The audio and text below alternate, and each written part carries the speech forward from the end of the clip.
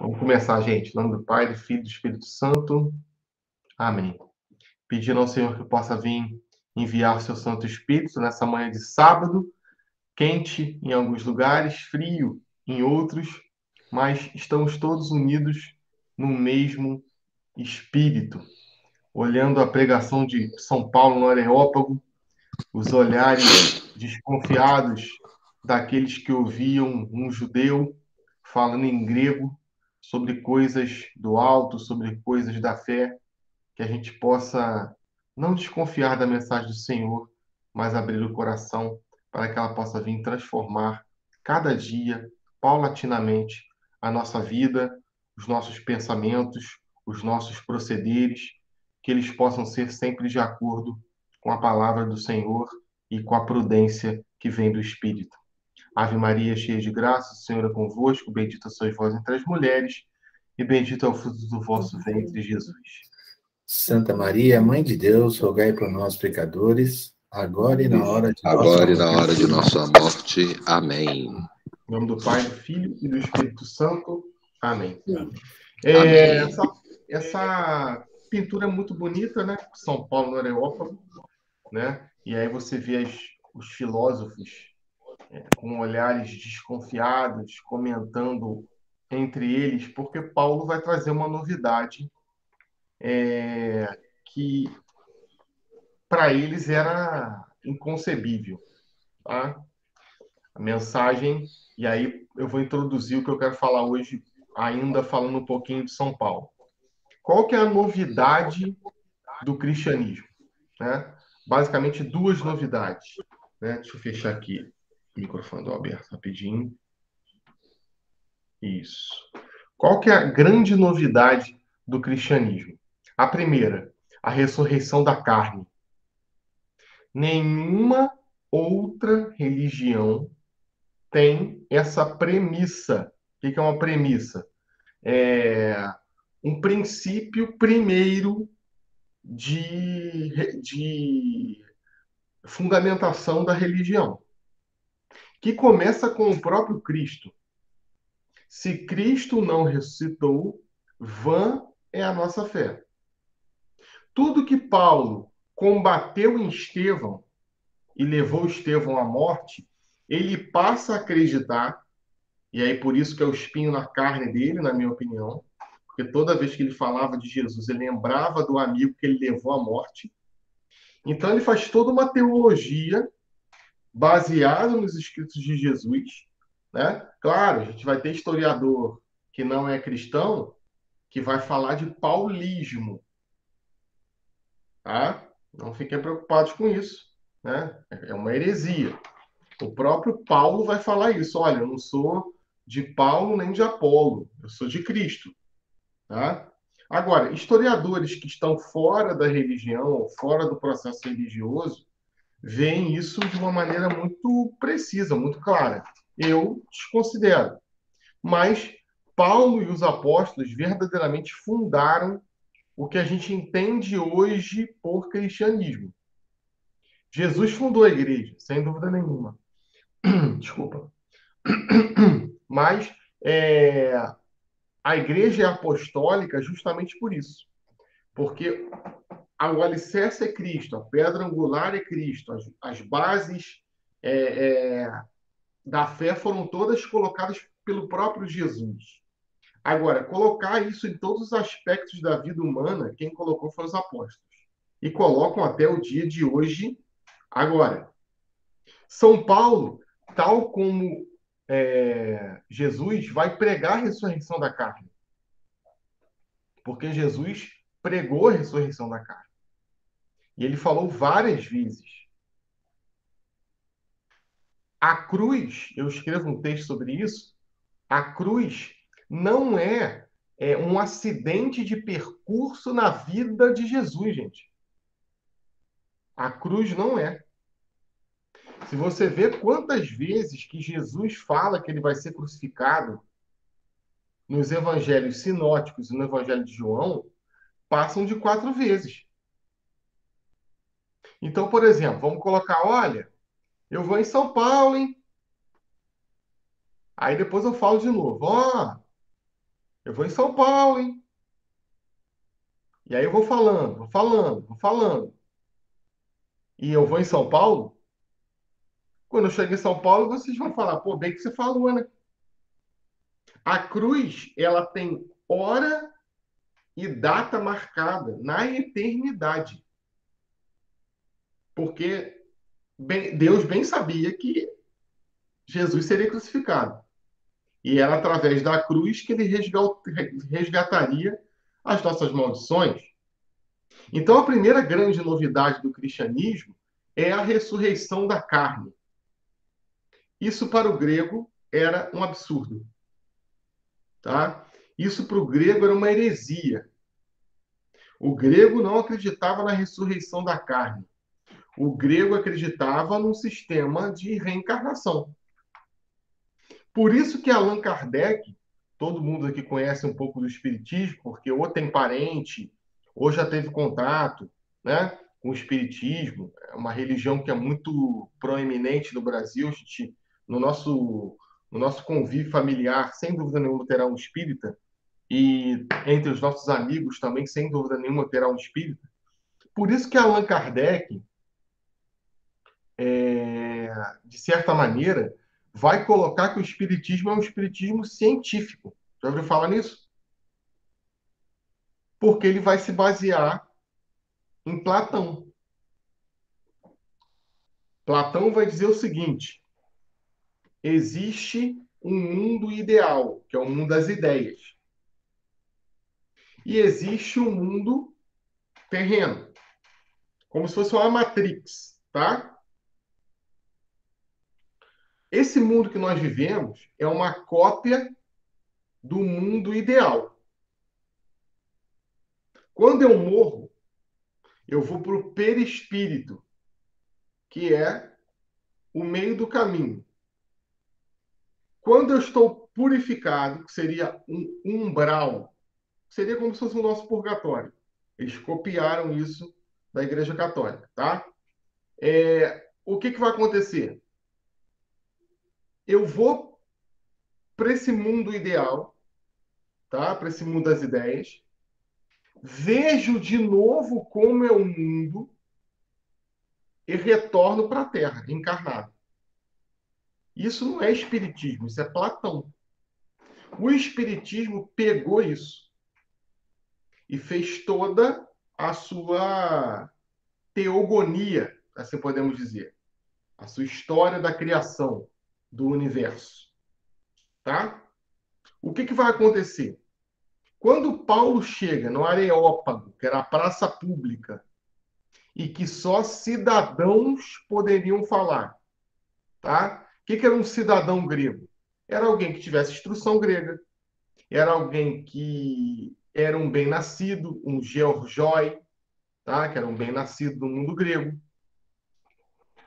ou alguém de é, nacionalidade romana, tá? Com título de nobreza romano. Paulo tinha tudo isso. Paulo falava grego clássico, tá?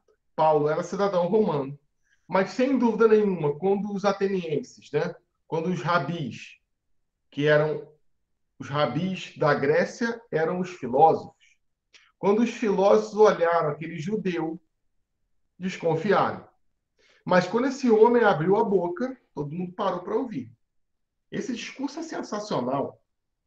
Paulo vai começar: queridos atenienses, vejam que sois extremamente religiosos.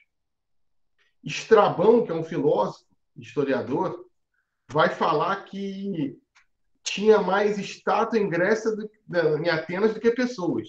O que o cristianismo faz? Vamos destruir as estátuas? Não. Vamos cristianizar as estátuas. Fim da idolatria, parar de colocar comida na frente da estátua, tá? Da onde que eles tiram isso? Do culto iorubá, do culto africano. A mitologia grega, gente, é uma cópia da mitologia africana, tá?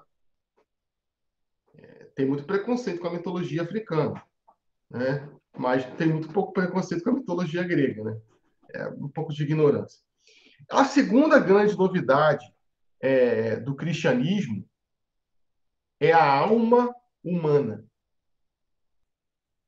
que para o grego já existia, tá? Para o grego já existia. Quem vai introduzir de maneira sistemática a questão da alma humana é Paulo. Porque Paulo ele tinha uma concepção grega e ele sabia muito bem os filósofos gregos. A concepção do mundo grego não é sangue, é alma. E isso tem um impacto, meus amigos e minhas amigas, muito imediato no processo de pregação. Por quê? Se a fé é baseada no sangue da pessoa, e para você ser pertencente àquela determinada doutrina ou aquele determinado códex religioso, você tem que ter aquele sangue. Isso restringe o processo de atuação da religião. Tanto que os judeus são pequenos. Como eu disse em algum momento, dificilmente você vai ver um judeu batendo na porta da sua casa te convidando para participar do Shabat. Jamais. Muito pelo contrário, ele quer distância de você. Você é um ímpio, você é um impuro, você é um gentil. Paulo traz a novidade do espírito, da alma humana, da conversão da alma. Todos temos alma e todos somos capazes do cristianismo.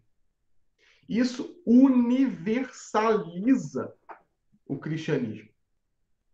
Por isso que qualquer pessoa de qualquer nação, língua ou raça, é capaz de Deus, é capaz do cristianismo.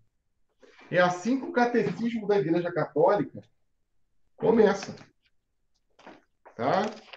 Lá na sua primeira parte, no tópico 27, o homem é capaz de Deus.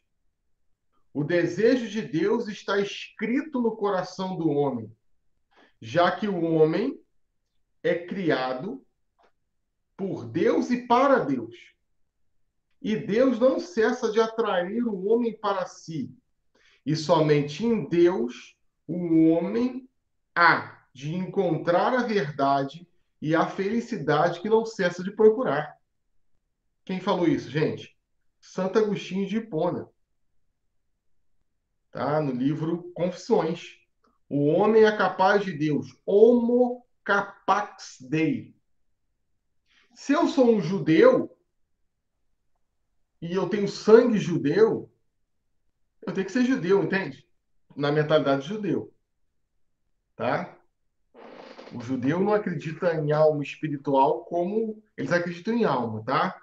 Por exemplo, os saduceus acreditam nos anjos, os fariseus em ressurreição, tá? Mas é outro tipo de ressurreição, tá? Não a nossa ressurreição como a de Jesus, é uma outra mentalidade, tá? Algumas correntes acreditam na ressurreição como a gente acredita, mas para eles, em linhas gerais, isso era uma heresia, tá? A gente vai ver os escritos paulinos, que vão difundir a fé de uma maneira inacreditável.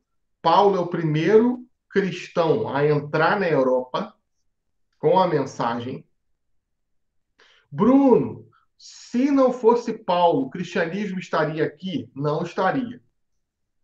Uma vez eu estava conversando com um teólogo, e às vezes história e teologia não deveria, tá? História e teologia não dialogam tão bem, tá? As ciências dialogam. As pessoas que, de certa maneira, estudaram essas ciências, às vezes não dialogam. Eu falei para um padre amigo, falei assim, padre, mas se não fosse São Paulo, o cristianismo não estaria aqui. Aí ele usou a teologia, né? Mas com certeza Deus suscitaria outra pessoa. Olha, para mim que sou historiador, essa frase não cabe. Como fé, sim, sem dúvida nenhuma. Mas eu estou usando uma análise e ele está usando outra análise. Paulo é o responsável pelo cristianismo chegar na Europa, tá? Claro, a gente pode pensar em São Tiago, que foi para a Espanha, tá? Mas não teve um processo de pregação como teve o de Paulo, sem dúvida nenhuma. Agora, Paulo faz tudo isso porque ele era um homem apaixonado por Jesus. Era um homem impactado pela mensagem de Jesus. E isso dava um ímpeto de pregação e um ímpeto de evangelização muito grande. Falou várias vezes, né? Não sou eu que vivo, é Cristo que vive em mim. Ai de mim se não evangelizar. Ai de mim se não pregar a palavra. Fui constituído apóstolo, tá? Como um abortivo, o que significa? Por último, tá? Como aquele que é desprezado, mas foi constituído, apóstolo das nações.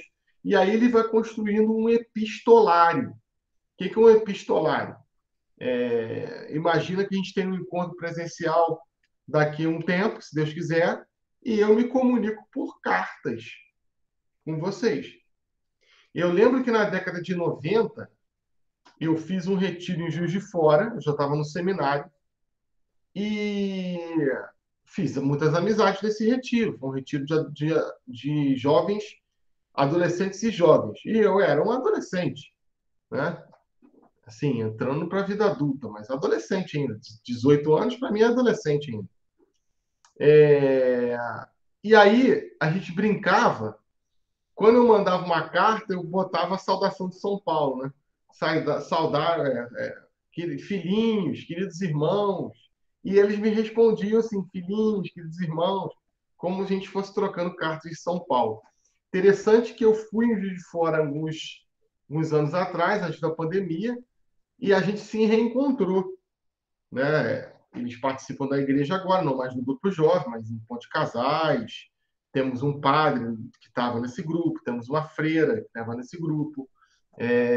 Foi um momento muito frutífero da minha vida, porque eu tinha um grande amigo que morava em Juiz de Fora, e ele fazia essa ponte. Todos os cursos que tinham aqui em Petrópolis, de certa maneira, a gente levava lá para Juiz de Fora. E Paulo fazia exatamente isso. Paulo ia na comunidade, constituía essa comunidade, depois exortava essa comunidade. Por exemplo, talvez a exortação mais forte que nós temos na Bíblia seja a exortação de 1º e 2º Coríntios. Tá? Paulo coloca a comunidade no lugar dela. Claro que Romanos sem dúvida nenhuma, uma grande obra-prima de Paulo, tá? Sem dúvida. Agora, o nível exortativo de Coríntios é sensacional. Por quê? Se você pega 2 Coríntios 12:4, a diversidade de dons, mas um só é o Espírito. Tá? Há uns têm o dom de profecia, outros dons de línguas, papapá. E Paulo chega nessa comunidade e a comunidade está... Nós somos os ungidos, nós somos os salvos, nós somos os santos, nós oramos em línguas diferentes, nós somos os puros, nada que se pareça com os nossos movimentos hoje, viu, gente? Qualquer comparação é mera coincidência, tá? Verdade, Nilson. Aí Paulo começa, né? Olha, meus irmãos, ainda que você fale a língua dos homens e dos anjos, se você não tiver amor, você é um símbolo que retine. É uma lata vazia descendo pela escada. Plá, plá, plá, plá, plá, plá, plá. Então ele puxa essa comunidade.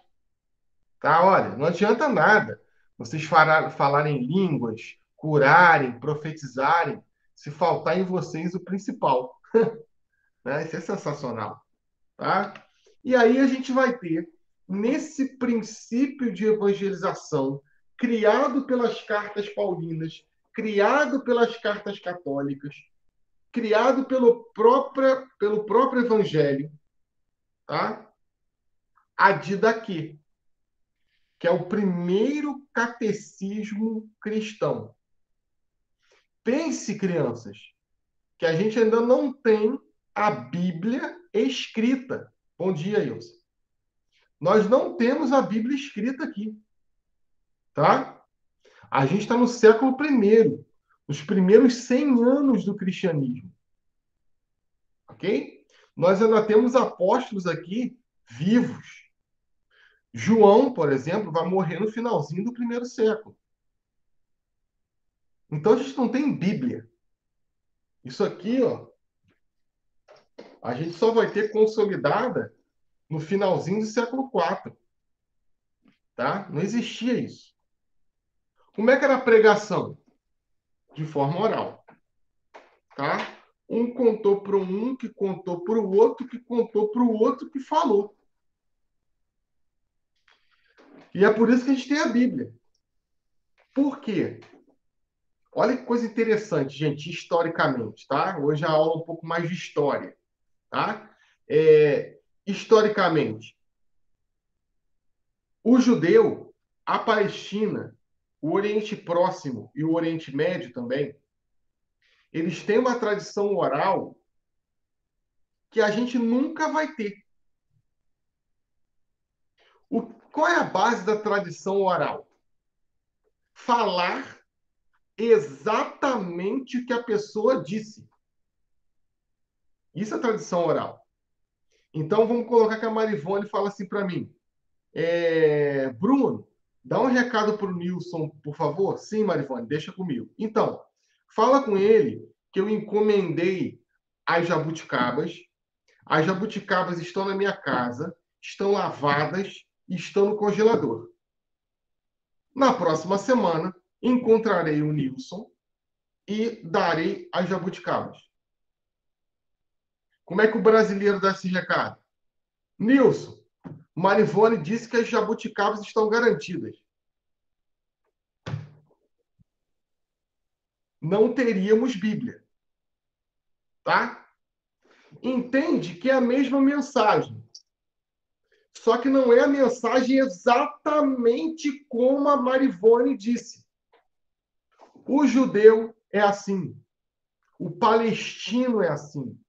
Ele vai falar exatamente o que a pessoa disse, com a mesma palavra, com a mesma concordância verbal. Por quê? Porque ele não tem papel, ele não tem letra. Isso é muito importante para a gente saber como essa joia chegou até a gente. Como isso aqui chegou até as nossas mãos. Então, esse catecismo dos primeiros cristãos, o que esse catecismo ensinava? Ensinava que Jesus era Deus. Ensinava que Jesus era um judeu, mas era o Filho de Deus vivo, feito homem, a base da nossa fé. O que eu pergunto no primeiro dia para os crismandos? Duas coisas que eu pergunto. Tem alguém aqui que está obrigado pelo pai e pela mãe? Pode ir embora. Primeira coisa. Está aqui obrigado pelo pai e pela mãe? Pode ir embora. Tá? Crisma não é isso. E a segunda pergunta. Você acredita que Jesus Cristo é Deus? É a pergunta que a gente faz para um espírita que fala que muitas vezes é cristão, né? É muito comum, eu tenho muitos amigos espíritas, um espírita se auto-intitular cristão. Aí a gente pergunta, tá bom, mas Jesus Cristo, para você, é Deus? Não, Jesus Cristo é um espírito iluminado. Então você não é cristão, você é um simpatizante. Tá? Então esse é o catecismo dos primeiros cristãos. A gente vai ter, essa imagem está um pouco fora da ordem cronológica, o encontro de Pedro e Paulo, que, sem dúvida nenhuma, gerou esse catecismo dos primeiros cristãos. Tá? A gente vai ter um outro impulso, né? Eu lembrei do que eu ia falar aqui. Aproximadamente no ano 47, alguns falam 49, nós vamos ter o Concílio de Jerusalém. Claro que é concílio, quando a gente olha os outros concílios, tá? Naquele momento ele não era concílio ainda, exatamente como o Papa, tá? A gente vai olhar para Pedro e vai olhar para os papas e vai perceber que Pedro é o primeiro papa, tá? O que vai acontecer? Aqui é a última pá de cal no judaísmo. Aqui o judaísmo verdadeiramente os ritos judaicos são retirados do cristianismo. Bruno, mas nós temos ritos judaicos, temos, não substanciais, tá? Não substanciais. Por exemplo, qual que é um rito judaico que nós temos? A leitura dos Salmos. É um rito judaico. Nós temos a Eucaristia, é um rito judaico, tá? Não a Eucaristia, corpo e sangue de Jesus, tá? Mas a Eucaristia de você dar graças e partir o pão. Isso é judaico, tá? O Shalom, a paz de Cristo, isso é um rito judaico, tá? Agora, o principal rito judaico, ou o primeiro rito judaico, que abre portas para todos os outros ritos judaicos, é o Bar Mitzvah. Tá? O que é o Bar Mitzvah? É a pessoa proclamar que é judeu. Na verdade, esse é o segundo rito judaico. O primeiro rito judaico é a incircuncisão. Entendeu o detalhe da mão, né? Tá? O que é incircuncisão? A criança, lá, pequenininha, vai lá no templo, o sacerdote, com uma faca bem amoladinha, corta o prepúcio, tá? Da criança, para a glande ficar exposta, para a cabeça do pênis ficar exposta. Sabia, gente, como o Hitler descobria, como a SS descobria quem era judeu e quem não era? Botava todo mundo pelado, tá? Se tivesse com o prepúcio, se tivesse com a glande, com a cabeça do pênis coberta, não tinha circuncisão. Se tivesse com a glande exposta, era incircuncidado, tá? Isso é uma prática judaica até hoje. Esse era o primeiro rito. O que os apóstolos, em linhas gerais, queriam? Que se repetisse o que repetiu-se com Jesus. Imitar o mestre em tudo. O mestre não foi circuncidado? Foi. Tá? Então, o novo cristão deve ser circuncidado. E depois batizado. Gente, mas olha o impacto que isso teria. Percebe isso? Uma religião que faz uma cerimônia de incircuncisão é uma religião que é altamente masculina. Entende isso? Não é possível fazer uma incircuncisão em uma mulher. Bem que no Oriente Médio, né, o Talibã, por exemplo, algumas mulheres têm circuncisão feminina, que é a cauterização do clitóris, ou clítoris, né? Para a mulher não sentir prazer. Esses dias eu estava numa palestra aqui na faculdade, não foi aqui na UCP, não, foi na faculdade lá do Japão, que a professora disse que a gente não pode julgar a cultura. Ainda bem que eu não estava pessoalmente, senão eu tinha tacado alguma coisa nela. Brincadeira, né? Como é que não pode julgar a cultura, gente? Se a gente não pode julgar a cultura, fecha as escolas, fecha a universidade. Porque o que a gente quer mostrar para as pessoas?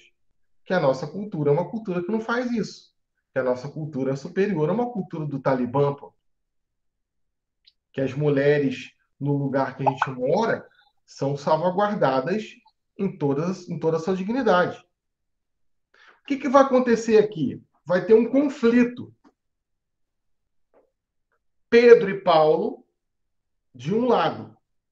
Tiago, de outro. Tá? Tiago era bispo de Jerusalém. Por que Tiago era bispo de Jerusalém? Porque Tiago era um judeu ortodoxo. Pedro já disse: não, olha só, nós temos que seguir o que Jesus disse. Ide por todo mundo e batizai a toda criatura. Jesus não disse: ide por todo mundo e circuncisai os homens e batizai os homens e as mulheres. Não disse. Paulo foi o fiel da balança naquele momento e ficou junto com Pedro e convenceram Tiago a só batizar. O que vai acontecer, gente, nisso? Eu adoro quando as pessoas falam que o cristianismo é retrógrado, que o cristianismo excluiu as mulheres. Muito pelo contrário. O cristianismo deu a mesma dignidade à mulher desde sempre.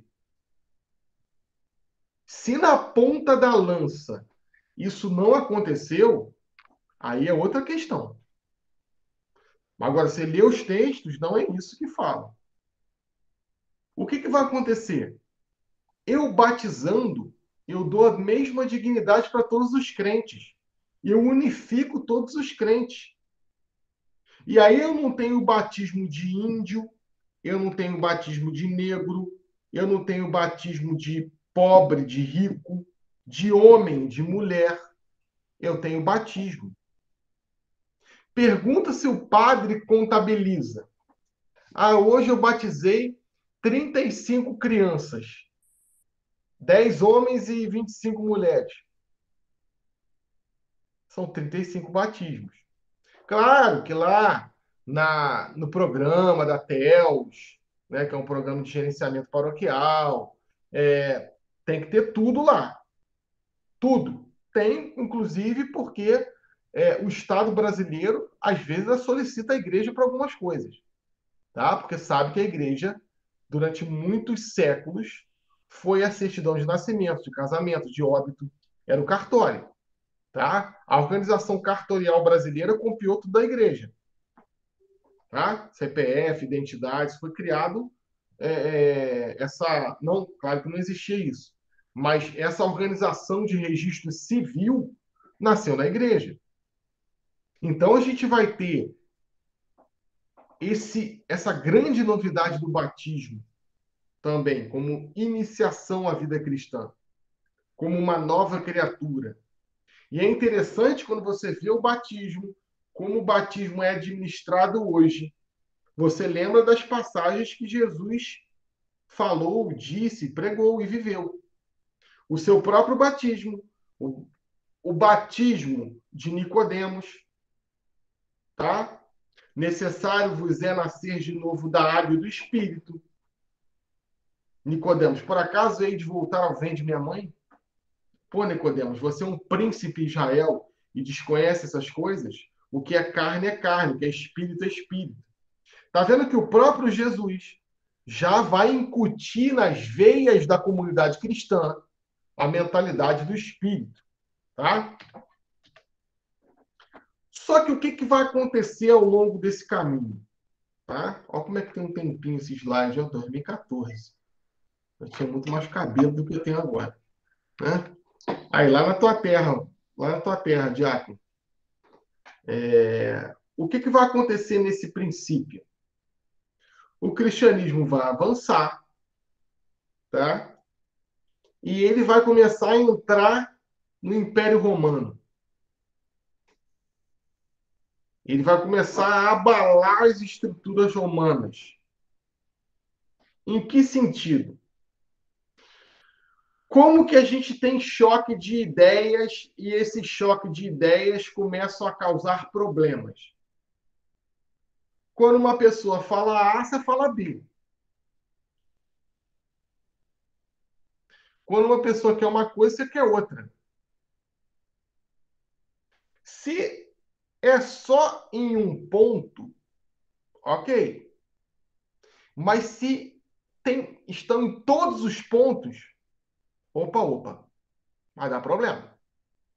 O nome disso, em relacionamentos afetivos, se chama julgo desigual.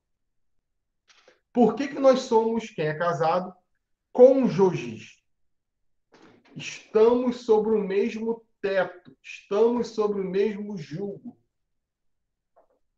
Se for uma coisa ou outra de discordância, é saudável, né? Justamente por isso que somos um casal. Alguma coisa você vai concordar com a sua cristal. Tá? O que é cristal? Cristal é esposa na linguagem do radioamador. Você vai concordar com a sua esposa com algumas coisas, outras coisas não. Isso é normal, tá? Por exemplo, Rafaela tem opiniões em algumas coisas completamente diferentes das minhas, mas são em algumas coisas. Se fosse em todas as coisas, dificilmente estaríamos casados. Muitas vezes os casamentos se acabam por conta disso, porque existe um julgo desigual, tá? A pessoa puxa para um lado e você puxa para o outro. E uma hora se puxa, arrebenta. Foi exatamente isso que aconteceu aqui. Eu usei a analogia do casamento aqui.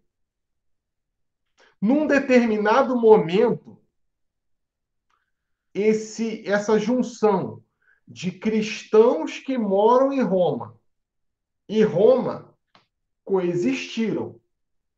Porque o cristianismo não era nem tão grande, o cristianismo estava começando. Dado determinado momento, o cristianismo refutou, excluiu, discordou de cada palavra que o Império Romano falava. O cristianismo incorporou algumas coisas do Império Romano? Sim. O quê? Concepção de família. A concepção de família é uma incorporação do mundo romano. Tá? A incorporação do mundo romano. Aí nós temos o símbolo do Império Romano, né? Senado Lipopolis qui Rome, o Senado do povo romano, e a gente tem um monograma de Cristo, tá? Pectus Christus, tá? Que é um monograma famoso, os primeiros monogramas, os primeiros símbolos do cristianismo, tá? O que vai acontecer? A moral cristã e a moral romana vão ser substituídas. A moral romana era ruim? Não. Só que era a moral romana.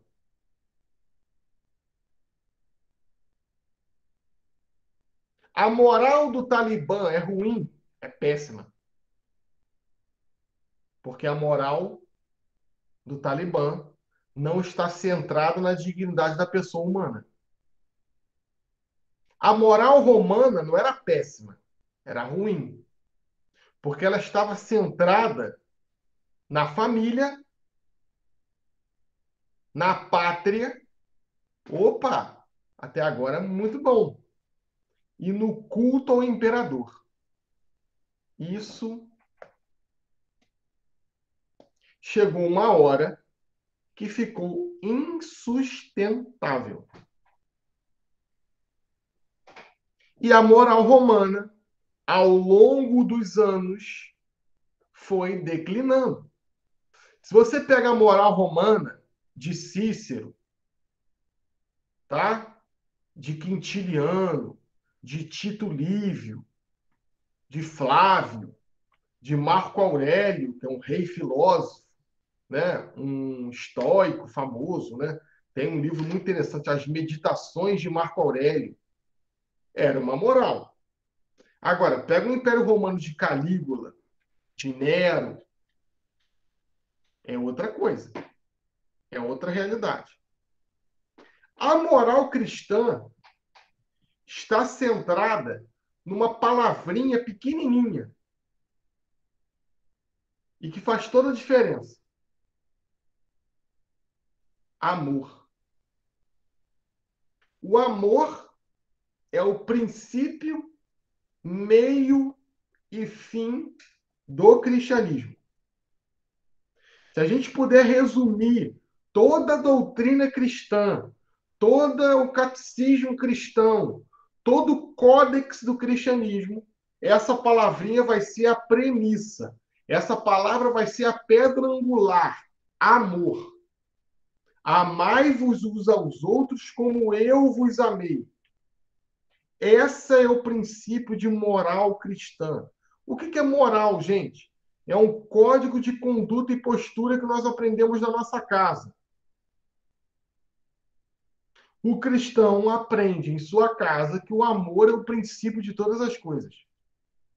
E abaixo desse guarda-chuva do amor, tem amai-vos uns aos outros como eu vos amei. Amar a Deus sobre todas as coisas. Está no topo do guarda-chuva. Abaixo tem o quê? Família, pátria. Entende? Todas as outras coisas estão abaixo desse grande guarda-chuva que foi dito por Jesus. Amai-vos uns aos outros como eu vos amei. E aí o que acontece? Esse Império Romano, ele vai esfarelando. Por quê? Você tem uma moral mais doce. Você tem uma moral apaziguadora. Você tem uma moral que não leva a espada. Leva o amor. Isso faz toda a diferença. Tá? Ainda falando um pouco do catecumenato, desde as primeiras gerações cristãs, vemos os mestres de ensino catequético. Tá? A instituição do catecumenato de um fortíssimo testemunho, principalmente dos mártires, né, foi semente de novos cristãos. À medida que se multiplicaram os novos convertidos, o catecumenato tornou-se a forma definitiva de transmissão da fé católica por volta do ano 180. Tá? Então, a pregação desse catecumenato era uma pregação muito testemunhal. Tinha pregação? Tinha. Tinha ensino catequético? Obrigado, João. Tinha ensino catequético? Tinha. Mas era testemunho dos mártires. Tá? Aí nós temos as pinturas de São Calixto, tá? As catacumbas de São Calixto, e também as catacumbas de Priscila. Tá? Isso é muito interessante. Muito interessante, tá? São as primeiras imagens da Sagrada Família que tem, tá vendo? Jesus, Maria e José. Tá? Por que essas pinturas, gente, estavam nas catacumbas? O que é uma catacumba? Um cemitério. Porque o cristianismo era perseguido. Tá? Olha essa coisa interessante que eu vou falar. Redobre sua atenção. Por que o cristianismo foi perseguido? Primeiro, porque ele abalava as estruturas romanas, tá? O cristão não pagava imposto ao imperador. O cristão não participava das orgias públicas, tá? O cristão cometia desobediência civil. Agora, o que foi causando um pavor nas pessoas era o seguinte: esses tais de cristãos, eles se reúnem nos cemitérios e eles comem a carne e bebem o sangue de uma pessoa que já morreu há 40 anos. A principal acusação do cristianismo era antropofagia, canibalismo. Olha que coisa. Porque eles começaram a achar que era corpo e sangue de Jesus literalmente. É literalmente. Mas a espécie é pão e vinho. Você não come a espécie, você come a substância. A espécie é pão e vinho. Só que através da oração consacratória, tá? Da consagração, o pão e o vinho se transubstanciam. O que você vê é uma limitação dos seus olhos humanos. O que é corpo, sangue, alma e divindade.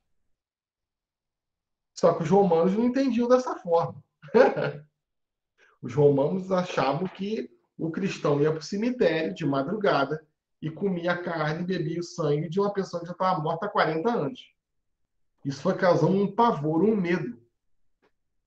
Só que, mesmo assim, causava também uma atração. Pô, vamos descobrir o que é isso. Quando a pessoa descobria e via como as pessoas se tratavam, se convertia. E aí a gente pega um pouquinho de Tertuliano de Cartago, né? Vejam como se amam.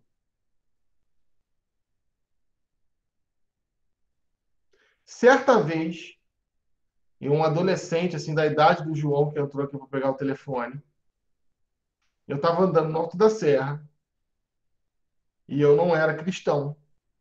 Tinha sido batizado.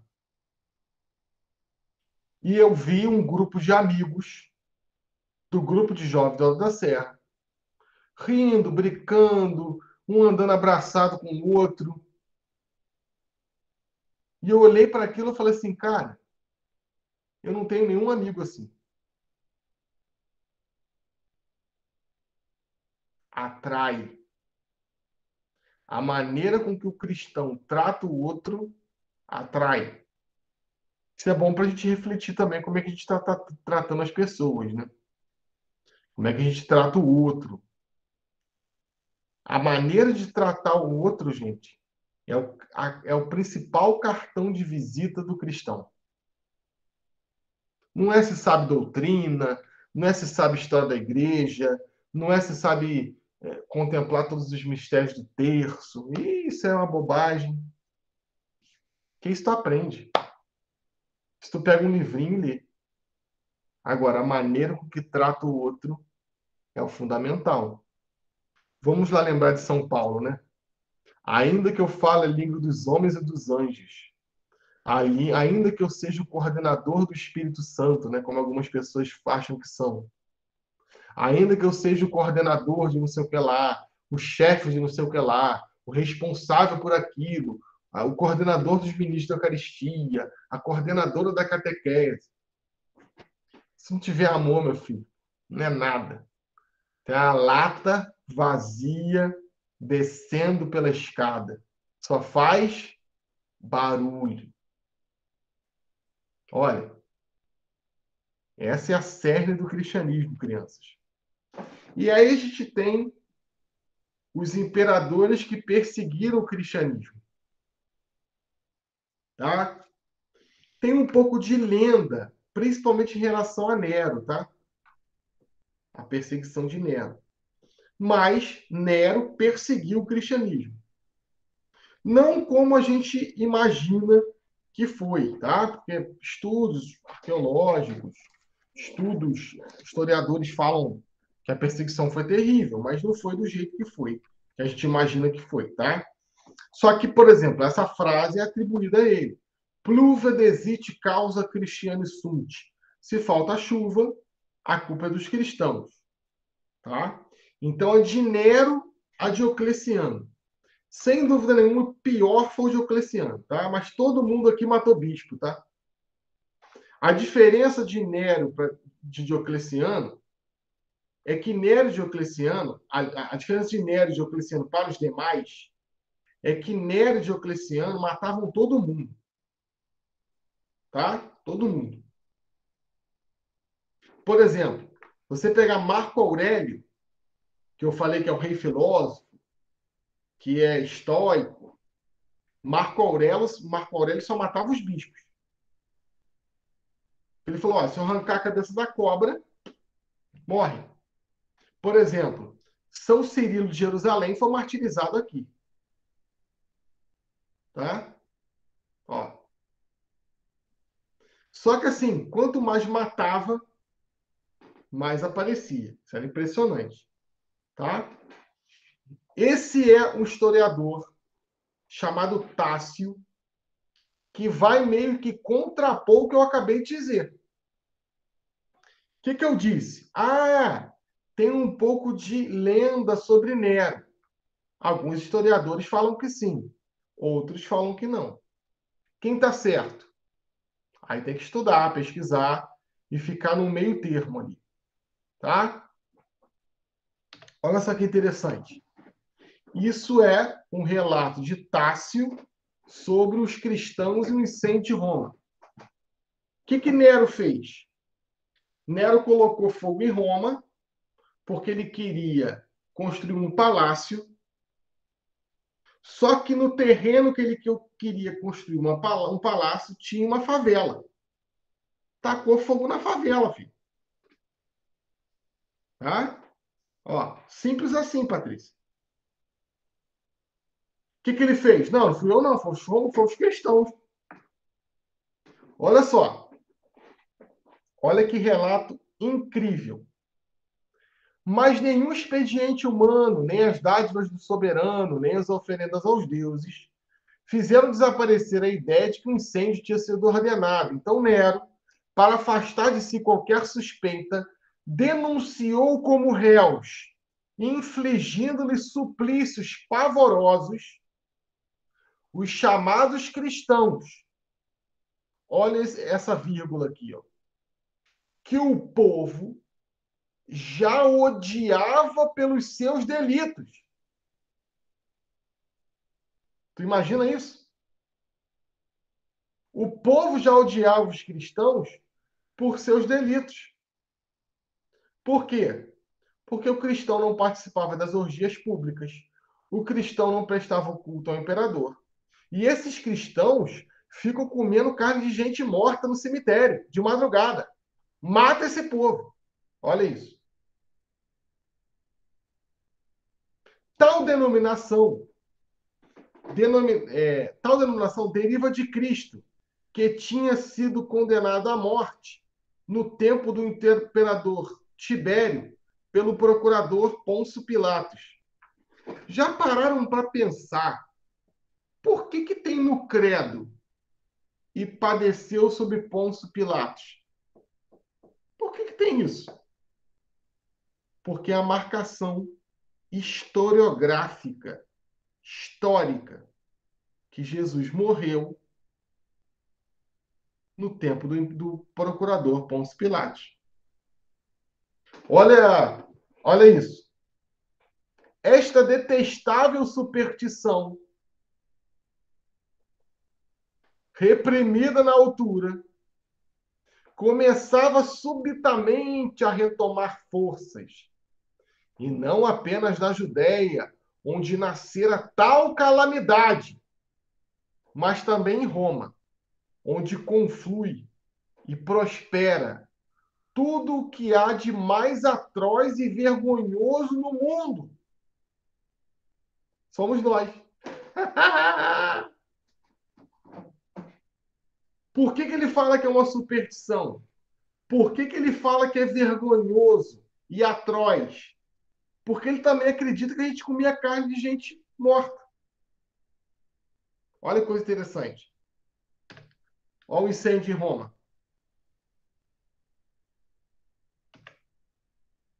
Foram presos os primeiros que confessavam. Olha essa, Foguete. Olha essa, Nilson. Foram presos os primeiros que confessavam. Depois, na base de suas delações, ó, X9, me prenderam e me torturaram. Eu falo, mas o Nilson também é. O Foguete também é. Ó, na base de suas delações, uma multidão ingente e reconhecida culpada. Não tanto do delito de incêndio, mas de ódio pelo gênero humano. Olha isso, gente. Como eles tinham uma visão do cristianismo. Por conta da antropofagia. A condenação à morte juntou-se ao escárnio. Muitos cobertos com peles de animais pareceram dilacerados pelas dentadas dos cães. Outros, depois de terem sido crucificados, foram lançadas chamas para que ardessem como tochas noturnas ao pôr do sol, para iluminar o caminho. Para esse espetáculo, Nero pusera à disposição os seus jardins. Celebrava os jogos no circo romano, vestido de cocheiro, no meio da multidão ou de pé no próprio coche, zombando. Agora também muito interessante. Era de tal maneira que, embora se tratasse de gente culpada e merecedora de todos os castigos mais severos, difundiu-se um sentimento geral de comiseração. Que é isso? Pena.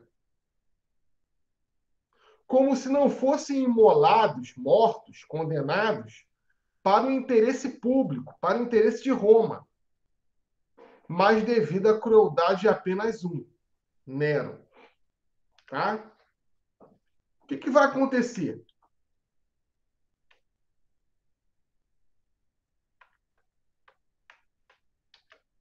Tem esse imperador aqui, ó, Diocleciano,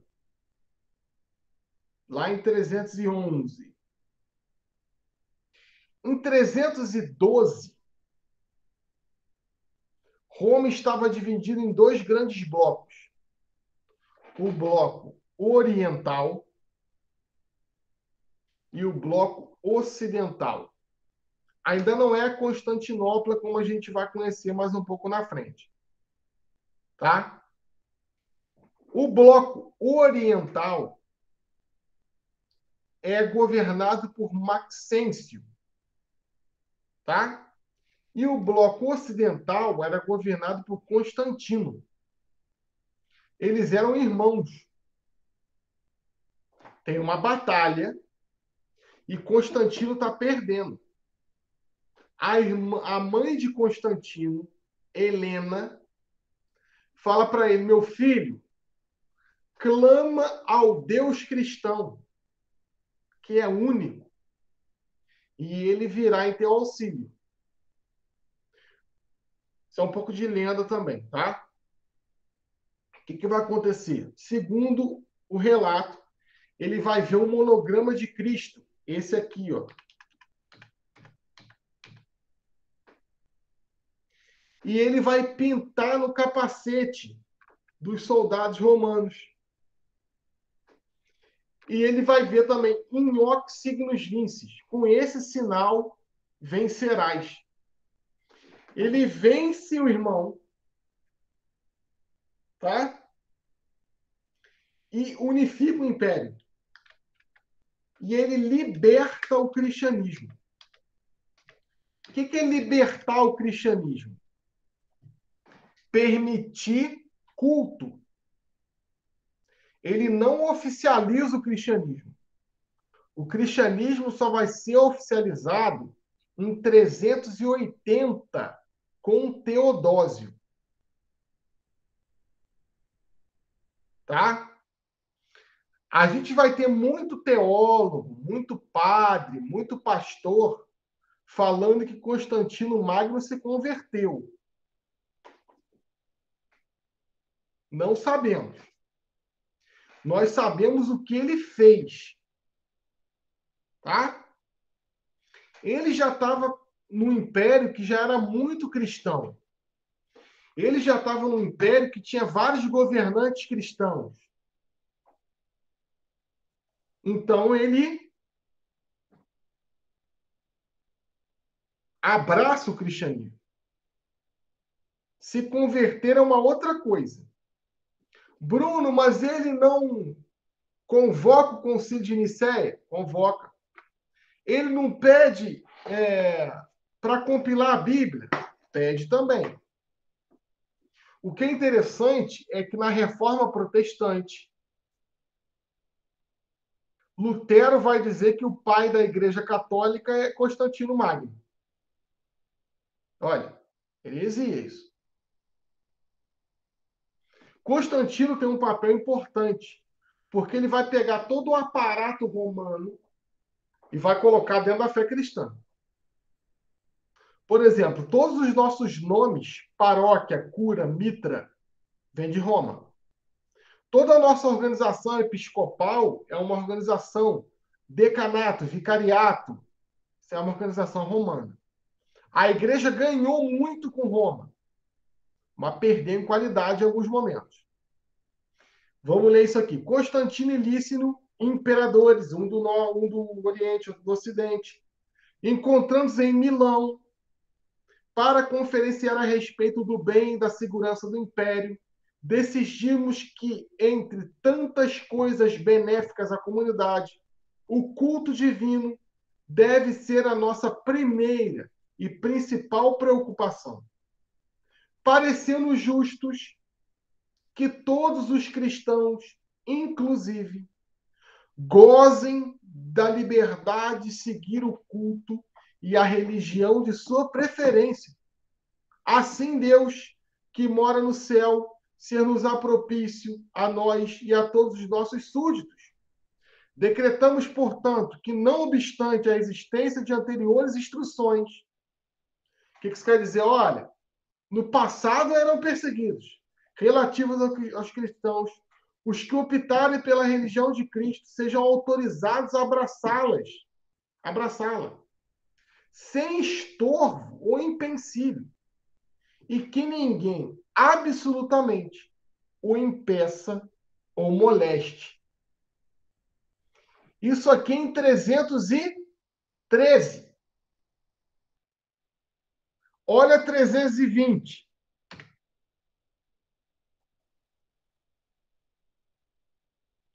Gente, essa igreja aqui é no mármore. Tá? Você acha que eles construíram esse templo em 7 anos? O que eles fizeram? Substituíram as imagens. E os templos romanos passaram a ser as nossas igrejas. Olha, esse aqui é o templo de Apolo. Esse aqui é Apolo? Não. Esse aqui é Paulo. Ó, a igreja substituiu as imagens. E depois disso, ficou triunfante. E a gente para por aqui. Nosso próximo encontro, a gente vai falar um pouquinho de Jerônimo, tá? Santo Agostinho, patrística, ó, Idade Média, tá? A invasão dos romanos, ó, godos, visigodos, ostrogodos, vascaínos, todos invadiram o Império Romano, tá? Ó o vascaíno, ó. Saque dos vândalos, tá? Perguntinhas, temos alguns minutos ainda, cabe um pouquinho mais cedo justamente para dar oportunidade.